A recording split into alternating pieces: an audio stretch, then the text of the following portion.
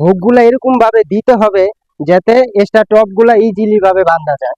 Building এর যে grade বিম হয়, এই গেরেট বিমে নাকি কোনো লোড পড়ে না। গেরেট বিম দেওয়া হয় শুধু আপনার কলমের টানা রাখার জন্য। তো অ্যাকচুয়ালি দেখেন, এগুলা হচ্ছে গিয়ে সম্পূর্ণ ভুল ধারণা। বিমের যে রড গুলা হয়, এই রড গুলো আপনাদের কলমের ভিতর দিয়ে নিতে হয়। তো তার ক্ষেত্রে যখন আপনি একটা বিল্ডিং করেন, তখন বিল্ডিং এর লোড যখন কলমে চলে আসে, কলম থেকে গেরেট বিমের উপরেও লোড পড়ে। তো আমাদের দেশে দেখা যায় অনেকে বলে থাকে যে যখন গেরেট বিম দেওয়া হয়, এই গেরেট বিমটা নাকি দেওয়া হয় শুধু আপনার কলমের টানা রাখার জন্য।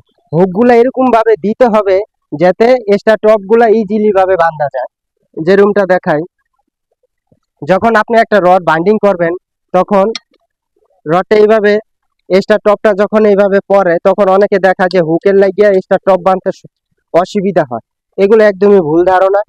আপনাদের হুক গুলা এরকম ভাবে টানতে হবে যাতে করে এক্সট্রা টপ বাঁধতে যাতে আপনাদের অসুবিধা না হয়। এই এই হুক গুলো এরকম আমাদের এখানে 3 ইঞ্চি পুরাপুরি হুক দেওয়া আছে এই প্রজেক্টে। তো ইঞ্জিনিয়ারিং নিয়ম অনুযায়ী আপনাদের ভীমে কলমে সব জায়গায় এরকম 135 ডিগ্রি অ্যাঙ্গেলে 3 ইঞ্চি হুক দেওয়াটা অন্তত গুরুত্বপূর্ণ আপনাদের বিল্ডিং এর জন্য।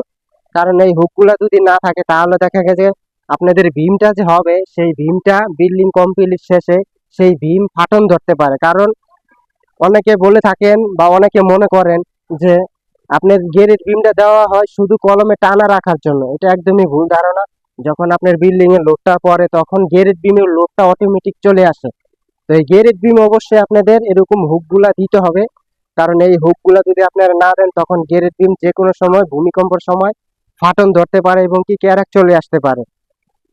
তো এইসব বিষয়গুলো অবশ্যই আপনারা খেয়াল করবেন। আপনারা যারা বাড়ি নির্মাণ করতেছেন এবং যারা করবেন, এই হুকগুলো অন্তত গুরুত্বপূর্ণ আপনাদের ভবনের জন্য। কারণ এই হুকগুলো যদি না দেওয়া হয় গেরেট বিমে বা কলমে, তখন দেখা গেছে ভূমিকম্পের সময় ফাটন চলে আসবে এবং কি ক্যারাক ধরবে।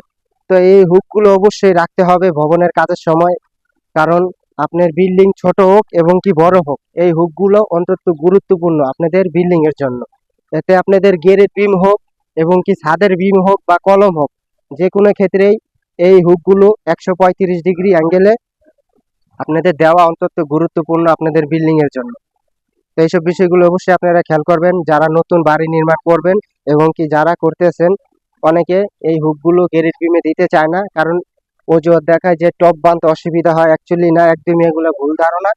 সঠিক নিয়মে যদি মনে আশা থাকে, সাহস থাকে, তাহলে সব কাজগুলোই একুরেট ভাবে করা যায়।